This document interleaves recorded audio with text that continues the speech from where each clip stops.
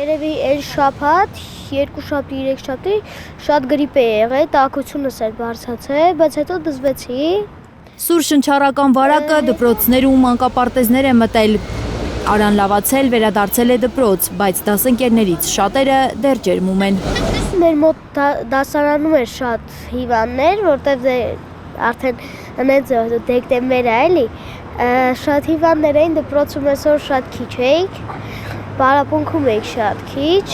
15054 աշակերտ վիրուսների պատճառով դպրոց չի գնում։ Հիվանդությունների վերահսկման և կանխարգելման կենտրոնի վերջին տվյալներն են դեկտեմբերի 5-ի դրությամբ։ Հա, մի շաբաթ հիվանդ նոր եմ եկել դպրոց։ Ես եմ մեկ լինում, կոկորտ դժվար է շնչում։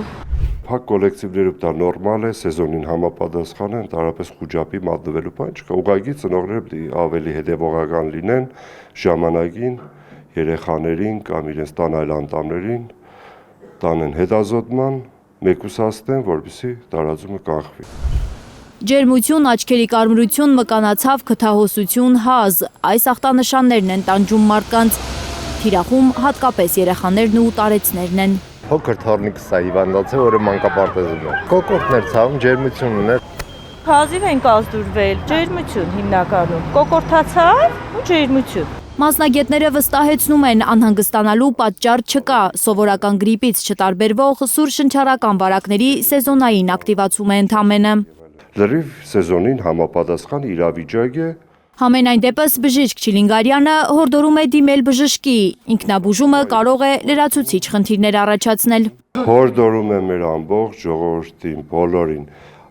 ինքնագլուխ ոչ մի հագապիոցիկ չնշանակել տնային պայմաններում, ոչ միայն չի օգնում վիրուսների ժամանակ, այլև կարող է բերել լրացուցիչ խնդիրների։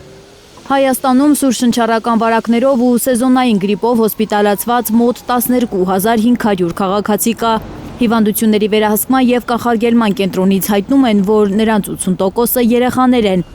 վարակակիրների մեծ մասը մինչև 14 տարեկան։ Անհրաժեշտ է արագ դիմել առաջնային պահպանության, առողջության պահպանության օղակներ, պոլիկլինիկաներ, ստանալ համապատասխան կոնսուլտացիաներ,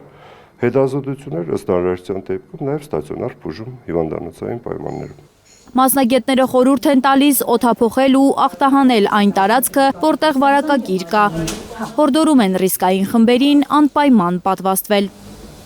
Աննա Գյուլնազարյան, Առաքել Օհանյան, Էլեն Յահինյան, Հայլուրի համար։ Հայաստանում ու աշխարհում տեղի ունեցող իրադարձությունների մասին առաջինն իմանալու համար բաժանորդագրվեք մեր ալիքին, սեղմեք զանգակը, որ բաց չթողնեք ամենահրատապը, կարևորն ու հետաքրքիրը։